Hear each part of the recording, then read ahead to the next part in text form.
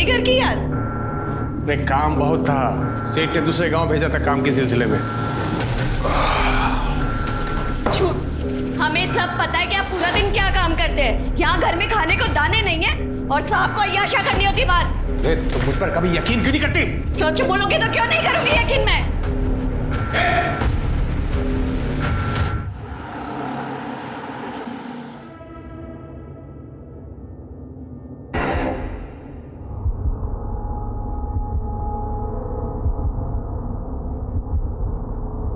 पुष्पा,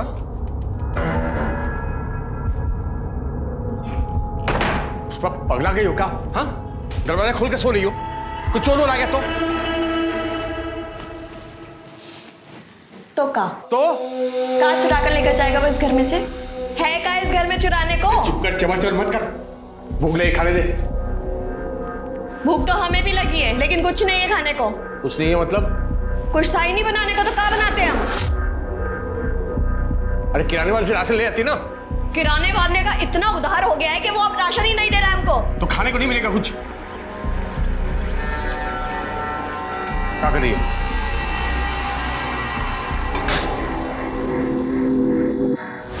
पियो और सो जाओ। अब से ये ही मिलेगा जब तक तुम पैसे का इंतजाम नहीं करते हो। मजाक बना के रख दिया। मजाक तो तुमने हमारी जिंदगी का बना के रख दिया है।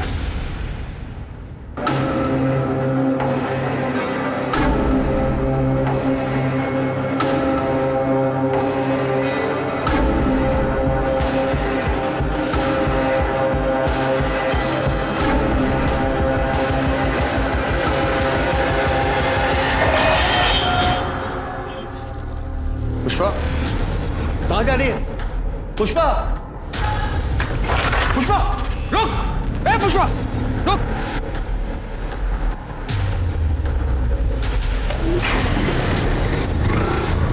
कहाँ भाग रही?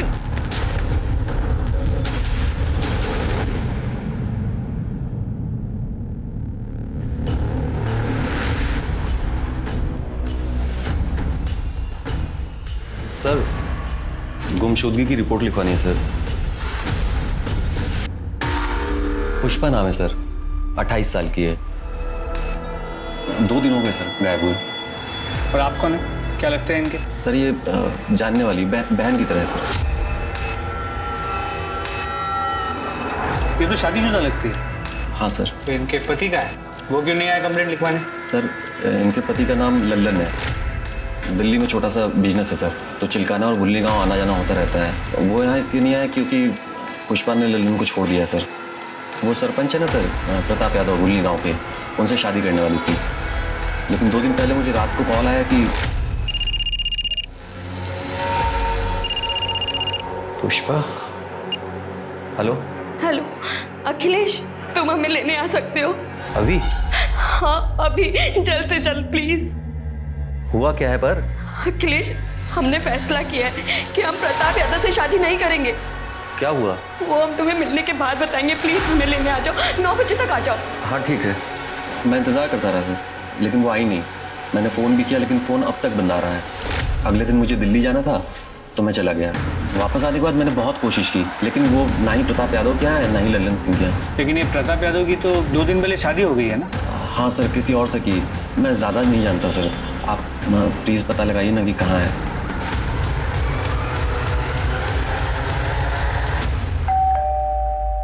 अरे हमें क्या पता पुष्पा कहाँ है। अभी कुछ दिन पहले सरपंच कार्यालय से एक लड़का भी आया था उसके बारे में पूछने के लिए। जानते हैं हम, इसलिए यहाँ आए। आपकी और पुष्पा की शादी होने वाली थी ना? हाँ, हम पुष्पा से शादी करने वाले थे। वो अपने पति से तलाक दे के हमारी मदद के लिए आई थी, लेकिन शादी से 1 दिन पहले वो गायब हो गई। हम ये शादी नहीं करना चाहते, इसलिए हम अपने पति के पास वापस जा रहे हैं। क्या? तुम मेरे साथ ऐसा कैसे कर सकती हो? पुष्पा मेरी... हेलो हेलो। लेकिन अखिलेश ने बताया कि वो लल्लन के पास वापस नहीं गई। तो गई होगी कहीं। देखिए, पुष्पा ने जो भैया को बताया हमने आपको बता दिया। पता है उसकी वजह से हमें कितनी परेशानी हुई। शत्रु, नाक कटने की नौबत आ गई थी दरोगा जी हमारी। 1 दिन बाद शादी थी, आसपास के तमाम गांव में निमंत्रण दिया हुआ था। वो तो भगवान की कृपा है कि शादी से 1 दिन पहले हमें सपना मिल गई। जिनसे हमारी शादी हुई, वरना कितनी बदनामी होती है हमारी। लीजिए चाय पीजिए।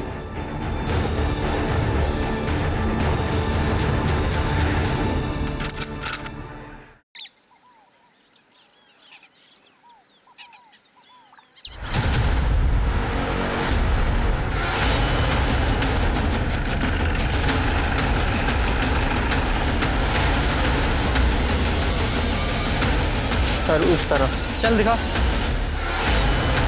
पूजा जरा चेक करो। गुप्ता आसपास चेक करो।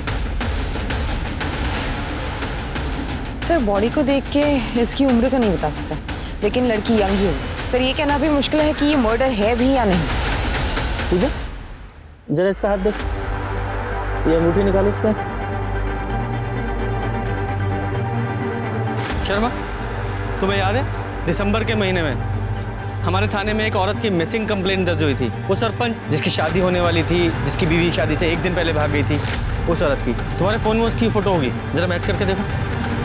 सर है, जरा जूम करो इसके हाथ पे, इसकी अंगूठी पे, और इस अंगूठी से मैच करो। एग्जैक्टली वही है। सर अंगूठी देख के तो ऐसा लगता है कि पुष्पा की है, पर हाँ कंफर्मेशन के लिए हम उसकी फैमिली से डीएनए मैच कराना चाहते हैं। उसके किसी फैमिली मेंबर को जानते हो? नहीं सर मैं तो नहीं जानता, लेकिन लल्लन जानता होगा सर।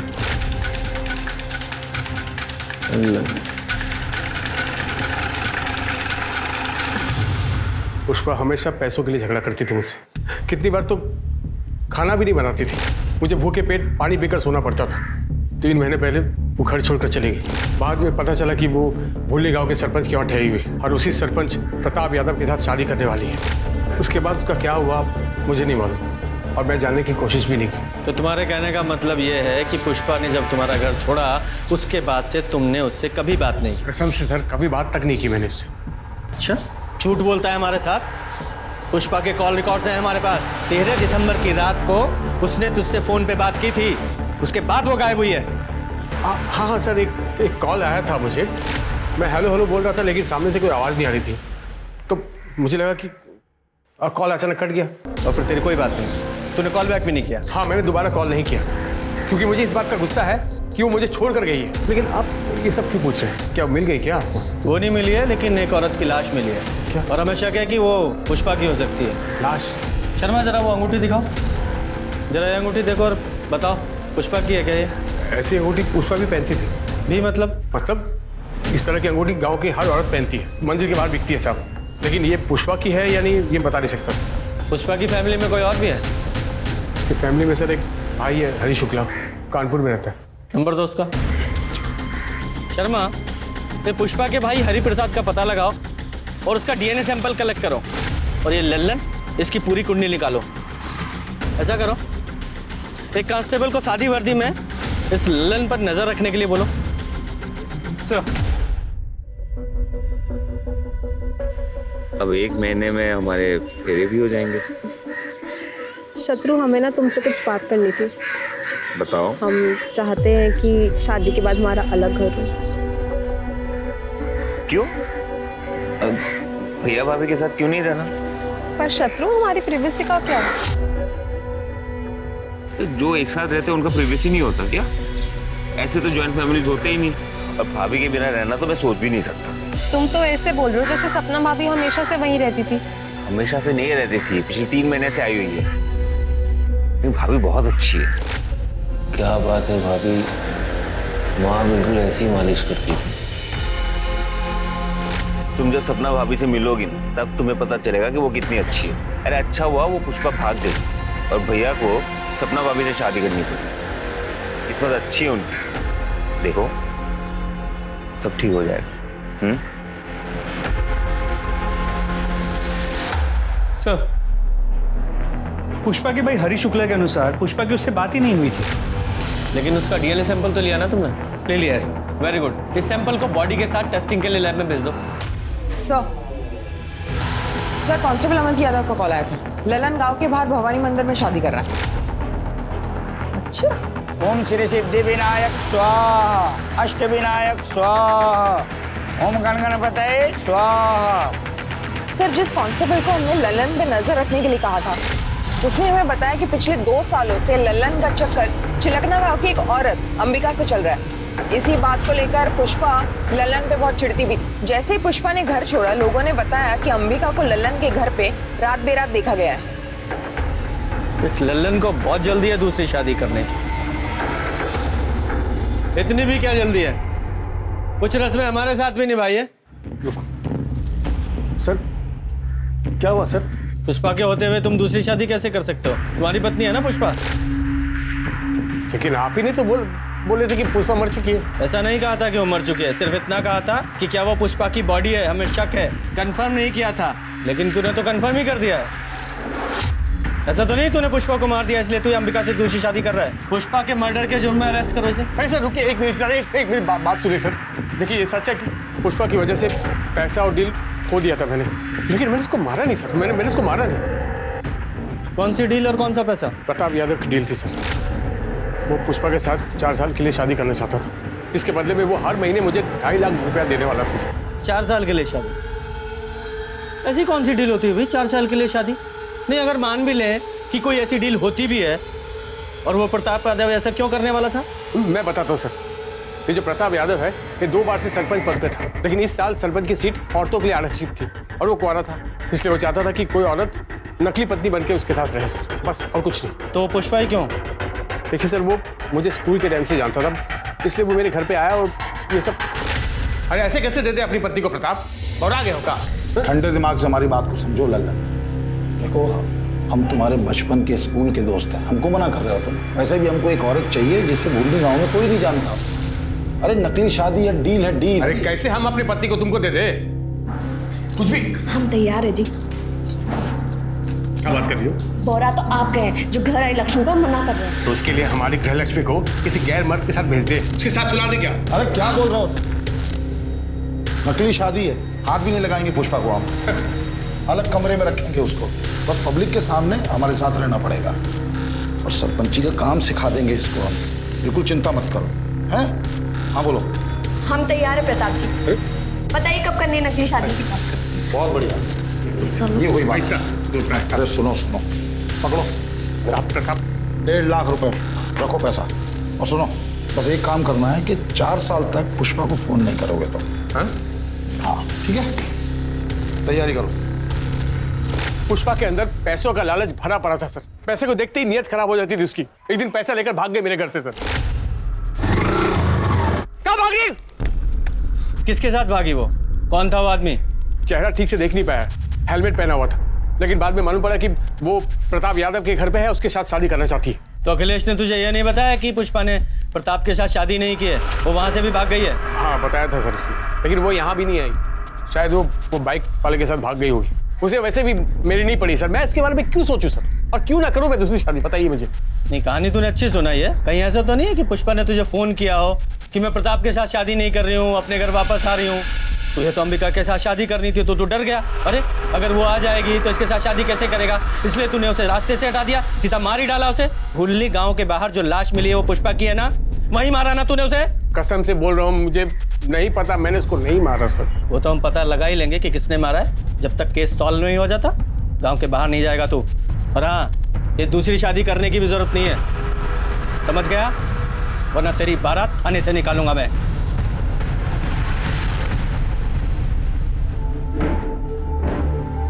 राज कहाँ रहता है ये? जी जीजू प्रणाम। राम प्रसाद की फाइल का क्या हुआ? वो तो मैंने तेज प्रकाश को बोला था ना उन्हें दिखाने के लिए। जब तेज प्रकाश को बोलना होता तो तुमको क्यों बोलते हम? जीजू पर वो तो मैंने। हमारे जीजू होने का फायदा मत उठाओ। वैसे भी पूरे गांव में सपना के सरपंची का डंका बजाते फिरते हो। कायदे में रहोगे तो फायदे में रहोगे। जी जीजू। कैसे हो भैया? नमस्ते भाभी। नमस्ते। जब भैया वो ट्यूबवेल वाले केस में शास्त्री जी मान गए। देखा, सीखो इनसे कुछ। हमारे भाई होने के नाते अकड़ सकते हैं, लेकिन नहीं, जो काम हम इनको बोलते हैं पूरी ईमानदारी से पूरा करते हैं, किसी दूसरे पे थोपते नहीं है, समझे? जीजू पर वो काम में। सही तो कह रहे हैं, कुछ सीखो शत्रु से। पर नहीं, तुम्हारे दिमाग में तो गोबर भरा है। अब खड़े क्या हो, जाओ यहाँ से। शत्रु, आज तुम्हारी शादी के कार्ड छपके आ जाएंगे और आज हम तुम्हारी पसंद का खाना बनाएंगे। जी भाभी। चले जी।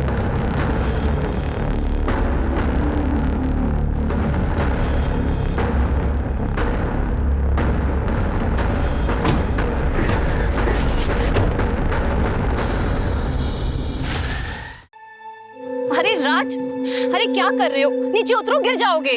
आपको क्या फर्क पड़ता है? जाओ अपने पति और देवर को देखो। मैं तो नौकर हूं ना घर का। कैसी बातें कर रहे हो? चलो नीचे उतरो, नीचे उतरो। वो लोग आपको मिलके सिर्फ बेवकूफ बना रहे हैं। आपको ये बात समझ नहीं रही है? सिर्फ रबर के स्टैम्प की तरह इस्तेमाल कर रहे हैं जीजू आपका, और कुछ नहीं। ये कैसी बातें कर रहे हो? एक बात आप ही मुझे बताओ, महीने में लाखों कमाते हैं जीजू, उसका एक दहला भी देते हैं आपको? नहीं। अरे जरूरत पड़ने पर जब भी उनसे पैसे मांगे हमेशा दिए हैं ना उन्होंने। ये भीख के पैसे ना आपको अच्छे लगते होंगे, मुझे नहीं अच्छे लगते। और किस चीज के लिए पैसे मांगते हैं आप? घर गृहस्थी चलाने के लिए? उसके अलावा 1 रुपया भी मांगे आपने कभी ऊपर से? राज, अभी हमारी शादी को सिर्फ 2 महीने हुए हैं। अपने जीजू को थोड़ा सा वक्त तो दो ना, ताकि वो हम पे विश्वास कर पाए। दीदी आप गलत फहमी में, आप जो सोच रहे ना वैसा दिन कभी नहीं आएगा। अरे राज,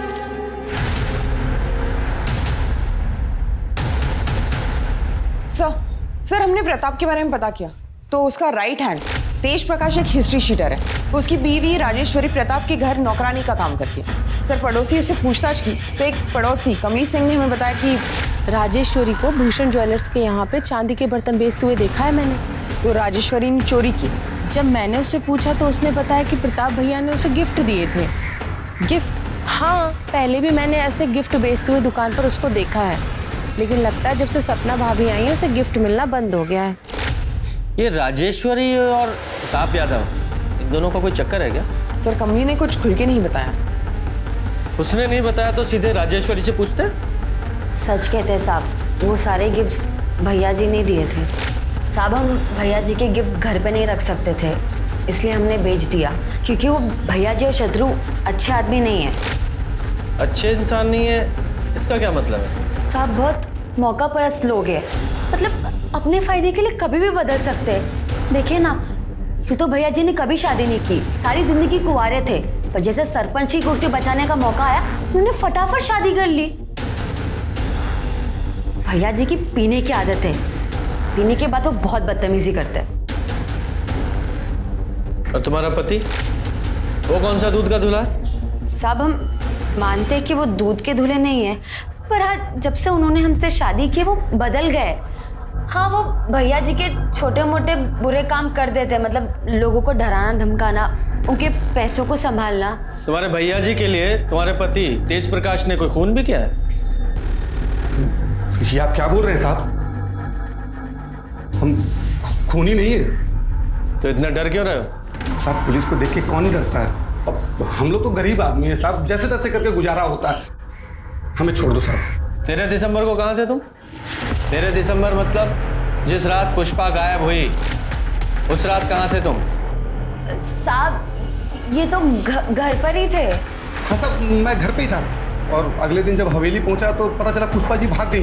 भैया जी बहुत गुस्से में थे, क्योंकि शादी की सारी तैयारियां हो गई थी।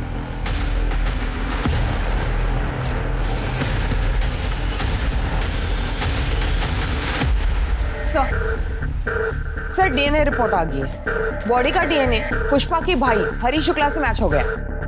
तो मतलब साफ है बॉडी पुष्पा की ही है। सर और सर पोस्टमार्टम रिपोर्ट के हिसाब से पुष्पा की मौत 13 दिसंबर के रात को ही हुई थी। और इस अखिलेश ने हमें बताया था कि पुष्पा का 13 दिसंबर की रात को 8 बजे फोन आया था और 9 बजे दोनों मिलने वाले थे, लेकिन पुष्पा अखिलेश से मिलने पहुंची ही नहीं, मतलब तब तक वो मर चुकी थी। सवाल तो वहीं का वहीं है कि उसे मारा किसने? सर लल्लन? मुझे नहीं लगता। मैंने लल्लन और अंबिका की मोबाइल की लोकेशन चेक की। उस रात दोनों की मोबाइल की लोकेशन ना तो जंगल के पास की थी और ना ही भूलनी गाँव। दोनों की लोकेशन लल्लन के घर के पास की ही थी। लेकिन ये भी तो हो सकता है लल्लन ने पुष्पा को मारने के लिए किसी को सुपारी दी हो, क्योंकि पुष्पा न सिर्फ किसी और की बीवी बनने के लिए तैयार हो गई थी, बल्कि लल्लन ने जो डील का पैसा एडवांस में लिया था 1.5 लाख रुपया, वो भी लेकर भाग गई थी। इस लल्लन के पास पुष्पा को मारने का सबसे स्ट्रॉन्ग मोटिव है। इसे अरेस्ट करो। तब तक मैं प्रताप यादव से जरा पता करता हूँ कि पुष्पा के बारे में उसने हमसे झूठ क्यों बोला। तुम मानते हो तुमने ऐसी डील ऑफर की थी? हाँ की थी। तो कौन सा नया काम है इस देश में ये? और इतनी आसानी से अपनी कुर्सी कौन जाने देता है? और हम तो इस कुर्सी पे लोगों की भलाई के लिए बैठे हैं और कोई गैर कानूनी काम हमने नहीं किया। लल्लन को अच्छे खासे पैसे का वादा किया था, 1.5 लाख रुपए एडवांस दिए थे और वो पुष्पा तो खुद हमारे दरवाजे पे आई थी, शादी करने के लिए तैयार थी। एंड टाइम पे धोखा दे दिया उसने। उसने धोखा दिया, मार दिया उसे।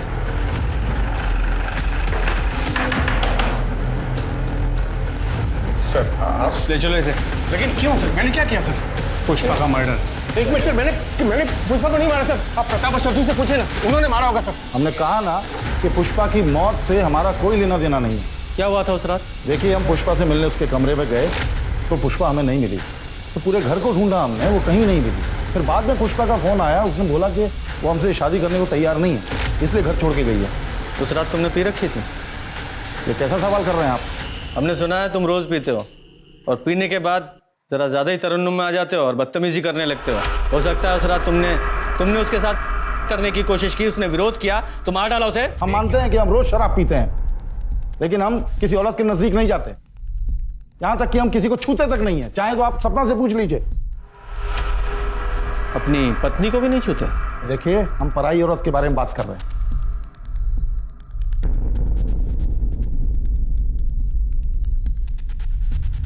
तेरह तारीख को कहाँ था तू? मंगेतर के साथ फिल्म देखने गया था सहारनपुर में। वहीं पे खाना खाया और 11 बजे घर वापस आ गया। सपना जी। जी। पुष्पा को जानती हैं आप? जी नहीं।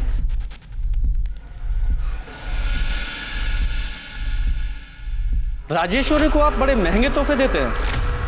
हाँ, बोनस होली दिवाली देते हैं। क्यों? हमें पता चला है कि राजेश्वरी मार्केट में बड़े महंगे महंगे सामान बेच रही है, ये कहकर कि वो तोहफे आप उसे देते थे।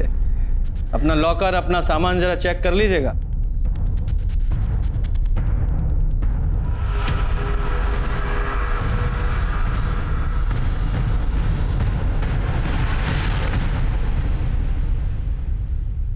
सर, राजेश्वरी के अनुसार प्रताप पीने के बाद कंट्रोल में नहीं रहता था।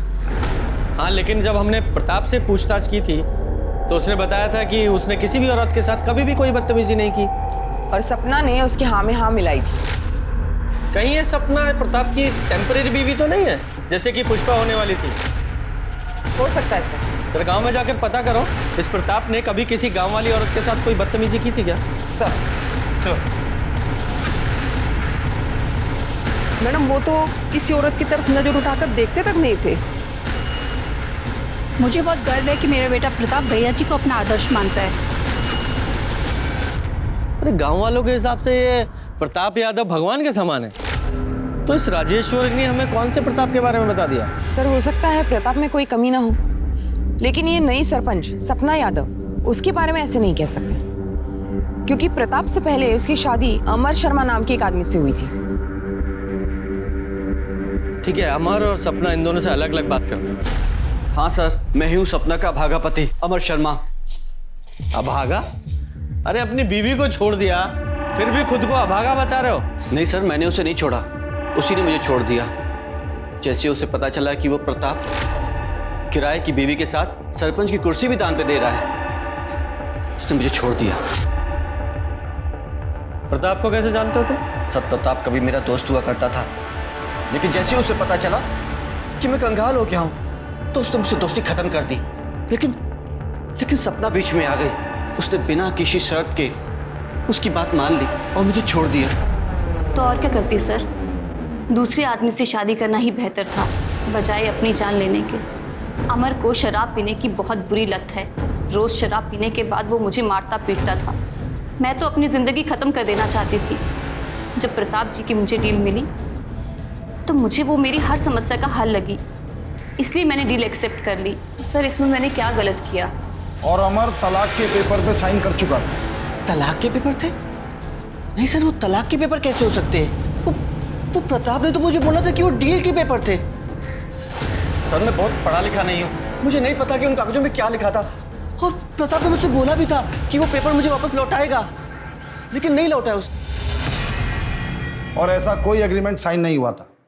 और रही बात तलाक की, तो उसका फैसला 1-2 दिन में आ जाएगा। आप लोग चाहें तो तहसीलदार के ऑफिस में जाके पता कर सकते हैं। और आज के बाद हमारी गैर मौजूदगी में हमारी पत्नी से बातचीत करने मत आइएगा आप लोग।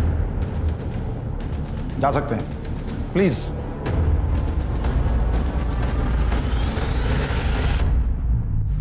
सर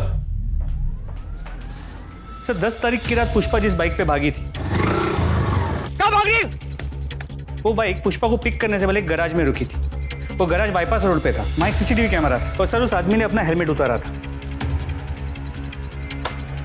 सर देखिए वो आदमी कौन है।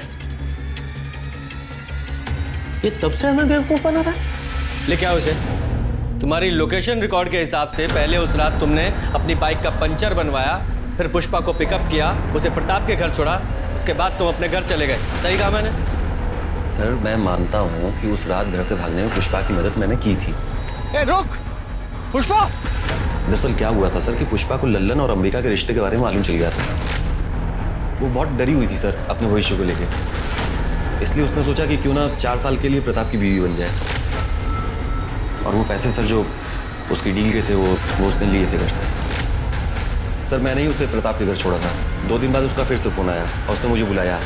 जैसा कि मैंने सर आपको बताया भी है कि मैं वहाँ गया था। जरा अच्छे से याद करके बताओ उस रात पुष्पा ने फोन पर तुमसे क्या कहा था? हेलो अखिलेश, हम प्रताप यादव से शादी नहीं कर सकते। क्या हुआ?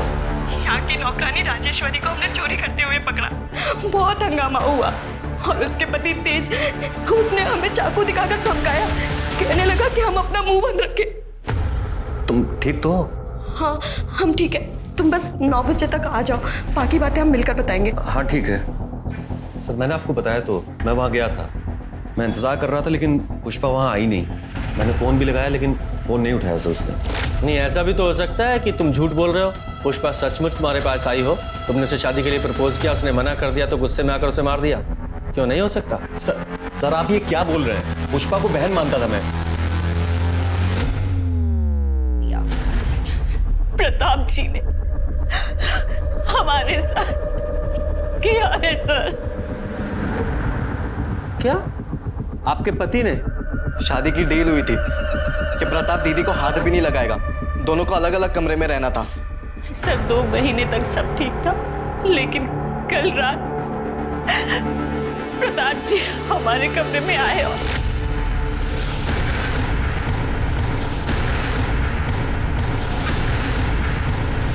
झूठ बोल रही हो सपना, दिमाग चल गया उसका। तो तुमने सपना के साथ जबरदस्ती नहीं की? जी बिल्कुल नहीं। कल रात पीने के बाद जब हम अपने कमरे पे जा रहे थे तो अरे कुछ मदद करें आपकी, कहीं चोट लग जाएगी आपको। नहीं जरूरत नहीं है, हम चले जाएंगे। कैसी बातें कर रहे हैं? हमें अपना फर्ज तो निभाने दीजिए, पत्नी है हम आपकी, संभाल के। Thank you thank you thank you. वो सपना हमें खुद फंसा रही है। वो क्यों फंसाएगी? वो भी अपने ही पति के इल्जाम में। शायद उसको कोई भड़का रहा होगा। कौन? उसका नकारा भाई राज, वो भड़का रहा होगा उसे। कौन किसे भड़का रहा है और कौन छुपा रहा है वो तो हम पता लगा ही लेंगे। फिलहाल तो हमने सपना को मेडिकल के लिए भेजा है। प्रताप झूठ बोल रहा है सर, हम तो सिर्फ नाम के सरपंच हैं, एक रबर स्टैंप है। हमें कब क्या कैसे करना है इन सब का फैसला प्रताप जी करते हैं। और सर दोनों ही सूरतों में तो बदनामी हमारी ही होगी। हमें तो हमारी जान जाने का भी खतरा है कि हमारे साथ भी वो ना हो जाए जो पुष्पा के साथ। आपका कहने का मतलब है कि प्रताप ने पुष्पा को मारा? हमें नहीं पता सर, हम कुछ नहीं जानते। प्रताप है, ये इतना पावरफुल आदमी है कि इसके लिए कुछ भी नामुमकिन नहीं है। और वो तेज और शत्रु उसके एक आवाज पे कुछ भी करने के लिए खड़े हो जाएंगे। सर प्लीज आप दीदी को प्रोटेक्शन दे दीजिए। देखिए इनकी मेडिकल रिपोर्ट आने तक हम ऐसा नहीं कर सकते, हमें रुकना पड़ेगा। सर पर दीदी सरपंच है, आप इतना तो कर ही सकते हैं। रहने दो राज, पुलिस को अपना काम करने दो, तब तक हम अपनी रक्षा खुद ही करेंगे। Thank you. Sorry. Police Pratap को लेकर एक और बार कंफ्यूज हो गई थी क्योंकि सपना प्रताप के खिलाफ फिर से कंप्लेंट लेके पहुंची कि प्रताप ने उसे मारने के लिए गुंडे भेजे थे जब वो सरपंच ऑफिस से निकलकर घर वापस जा रही थी। सपना ने जहां एक तरफ अपने चोट के निशान पुलिस को दिखाए, वहीं दूसरी तरफ ये भी बताया कि गुंडों ने उसे प्रताप की बदनामी न करने की हिदायत दी थी और उनमें से एक की आवाज तेज प्रकाश जैसी थी। अरे हमने कोई अटैक नहीं किया इनके ऊपर। और हम कल पूरी शाम भैया जी के साथ ही थे, तो हम कैसे अटैक कर सकते हैं? सर ये तो एक दूसरे का ही साथ देंगे ना। शांत खड़ा रहे, ज्यादा गर्मी मत दिखा वरना यही ठंडा कर दूंगा। आधा कुर्सी के लिए ये सब डील मत करो, आपने मेरी एक नहीं सुनी। भाभी देखिए, भैया आपको कभी चोट नहीं पहुंचा सकते, लेकिन आपकी ये हालत मुझसे देखी नहीं जा रही। मेरे तरफ से जो कुछ भी होगा ना मैं करूंगा।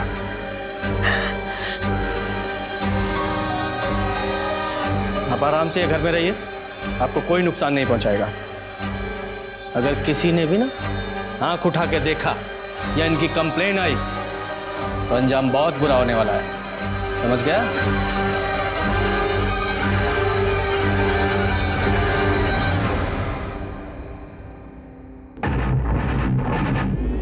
भाभी अंदर आ जाओ। हाँ आ जाओ। ये दवाई लेके आया था मैंने, आपके दर्द में आराम मिल जाएगा, लगा दूं? सर लोकल न्यूज़ देखिए। क्या हुआ? सर लगाइए तो।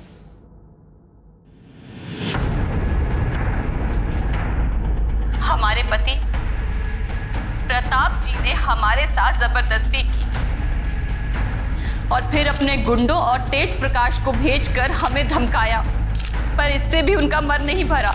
अभी 2 दिन पहले उनके छोटे भाई शत्रु ने हमारे साथ जबरदस्ती की। हमारे कमरे में मेरे घाव पर मरहम लगाने के बहाने उसने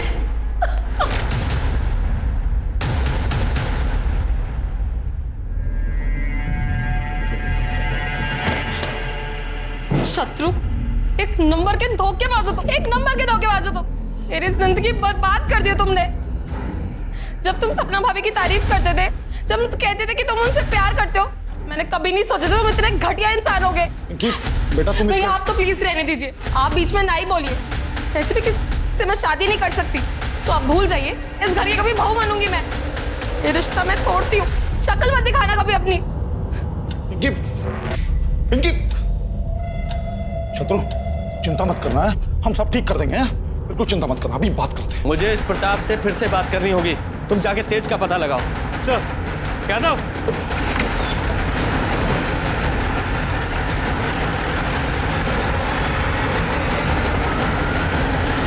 क्या चल रहा है? सर वो सपना जो बोल रही है झूठ बोल रही है। वो तेज कहाँ है? तेज कहाँ है? बोलो शर्मा। सर ये तेज प्रताप घर पे नहीं है। राजेश्वरी ने बताया कि प्रताप के कहने पे वो सपना को गया। सर मैं सपना का फोन बार बार ट्राई कर रहा हूँ, लेकिन उसका फोन नॉट रीचेबल आ रहा है। ठीक है। तेज कहाँ है? हमको क्या मालूम? अरेस्ट करो इसे और जरा चेक करो। सर 1 मिनट यहाँ आइए।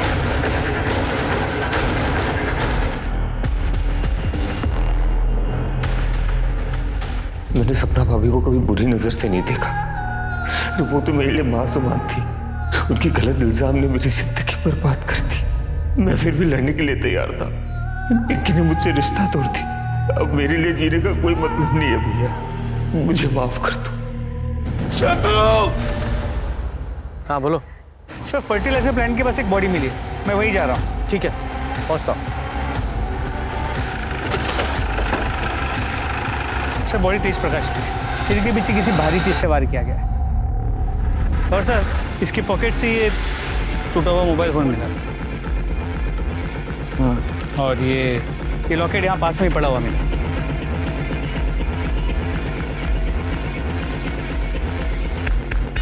शर्मा इस जगह का डम डाटा निकलवाओ। 13 दिसंबर का रात 7 बजे से रात 11 बजे तक का डम डाटा निकलवाओ, वहां जहां पुष्पा की लाश मिली थी। क्योंकि ये लॉकेट मैं पहचानता हूं किसका है। तेरा ये लॉकेट तेज की लाश के पास मिला हमें, और तेरे फोन की लोकेशन भी वहीं की थी। और यही नहीं, 3 महीने पहले जिस जंगल में पुष्पा की लाश मिली, वहां भी तेरे फोन की लोकेशन उसी समय की दिखा रहा है। बोल क्या कहना तुझे?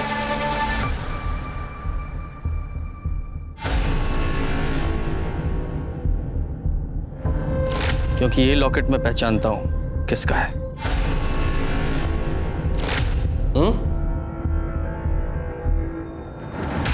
सोच लो, अभी भी टाइम है। बोलो। तेज प्रकाश ने हमें बात करते हुए सुन लिया था। पुष्पा को मारकर सरपंच की कुर्सी पर बैठने का प्लान तो हमारा पूरा हो गया, लेकिन हम अभी भी एक रबर स्टैंप हैं। इन दोनों भाइयों के ऊपर का इल्जाम लगा के हमें गांव वालों से भर भर के सहानुभूति मिल रही है। तुम देखना, वो दिन दूर नहीं, सत्ता की बागडोर हमारे हाथ से दूर नहीं, और ये दोनों भाई अब जेल में सड़ेंगे। और अभी पुलिस भी इन्हें जल्दी गिरफ्तार कर लेगी। हमने सब सुन लिया है। वो ने जो कुछ भी भैया जी के लिए किया ना, उसके लिए जिंदगी भर जेल में सड़ोगे। रुको, मैं भी पुलिस को बताता हूँ। राज, पकड़ो उसे।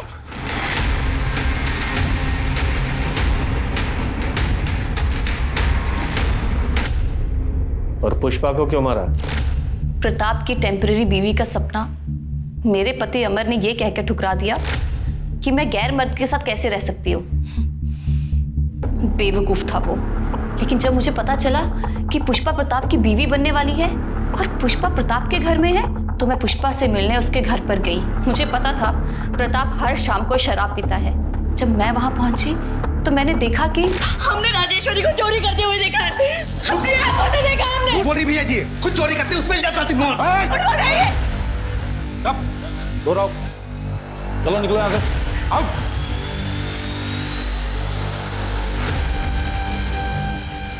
चिंता मत करो, हम हैं तुम्हारे साथ। अरे हम, आप हमें छू नहीं सकते हैं। सॉरी पुष्पा। मैं पुष्पा के कमरे में गई और उसे मैंने बताया कि प्रताप शराब पीने के बाद एक अलग आदमी बन जाता है।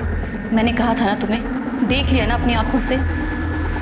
पर उन्होंने वादा किया था कि वो हमें कभी नहीं छुएंगे। पुष्पा, कोई भी आदमी इस बात पे कायम नहीं रह सकता, और प्रताप जैसा आदमी जिसके पास सत्ता की कुर्सी है, पावर है, वो तो कभी भी नहीं। देखो पुष्पा, अगर तुम अपनी इज्जत बचाना चाहती हो तो चली जाओ यहाँ से। ना जाने कितनी ही औरतें इसकी दरिंदगी का शिकार हुई हैं, और इन आदमियों को क्या है, इनको तो रोज कोई ना कोई चाहिए। हाँ, तुम सही कह रही हो। देखो, हम तुम्हें घर छोड़ देते हैं, हम बाहर तुम्हें मिलेंगे, तुम अपना सामान जल्दी से पैक कर लो। हेलो अखिलेश, मैंने राज को पहले ही गाड़ी तैयार रखने के लिए बोला था। पुष्पा, तुमने बहुत सही फैसला किया। तुम हमको ना गांव के बाहर ही छोड़ देना। ठीक है, तुम एक काम करो, अब प्रताप जी को फोन करके बोल दो कि तुम उनसे शादी नहीं करना चाहती, ताकि वो तुम्हारा पीछा ना करे। हेलो, हम बोल रहे हैं, हम ये शादी नहीं करना चाहते, इसलिए हम अपने पति के पास वापस जा रहे हैं। क्या तुम मेरे साथ ऐसा कैसे कर सकती हो? Hello hello Pushpa.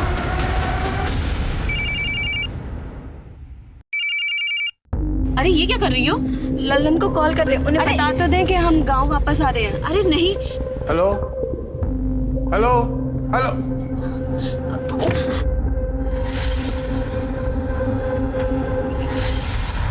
पुष्पा की लाश को हमने जंगल में फेंक दिया, उसके कपड़े जला दिए और 1.5 लाख रुपए मैंने अपने पास रख लिए, और फिर हमने गाड़ी को अच्छे से साफ करके उसे बेच दिया। वैसे तुम बहुत कमाल की एक्टर हो, हैं? और पुष्पा को रास्ते से हटाकर तुम खुद उसकी बीवी बन गई। वाह, और बहुत अच्छा नाटक किया तुमने उनकी बीवी बनने का। जैसे वो बोलता रहा वैसे करती रही, एकदम गुड़िया बन के। हालांकि इस बीच राज ने कई गलतियां की, पर वो मैंने सब संभाल ली। मैं बस अपना समय काट रही थी। प्रताप और शत्रु के खिलाफ जो तुमने कंप्लेन की थी, वो झूठी थी। शत्रु तो मुझे अपनी माँ समान मानता था, बेचारा बेमतलब मारा गया।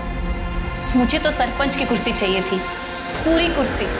रबर स्टैंप बन के नहीं रहना चाहती थी मैं, स्टैंप लगाने वाला मैं हाथ बनना चाहती थी। इनके खिलाफ चार्जशीट बनाओ, और अब जेल में बनना तुम सरपंच, वहां मिलेगी तुम्हें कुर्सी। लालच ने 3 लोगों को मौत के घाट उतार दिया। राजेश्वरी प्रताप को लालच के कारण बदनाम कर रही थी। सपना को पुष्पा को मार के टेम्पररी वाइफ बनने के बाद भी लालच खत्म नहीं हुआ, उसे और चाहिए था। और प्रताप उस सरपंच की कुर्सी पर नियंत्रण रखे रहने के लिए टेम्पररी बीवी लाने को तैयार हो गया। हमारे पूर्वजों ने बिल्कुल ठीक कहा है, लालच बुरी बला है। तो चलिए, मैं दिव्यांका त्रिपाठी दहियाब लेती हूँ आपसे विदा। फिर मिलूंगी क्राइम पेट्रोल सतर्क के नए एपिसोड के साथ। आप सतर्क रहिए, सुरक्षित रहिए और देखते रहिए क्राइम पेट्रोल सतर्क। जय हिंद।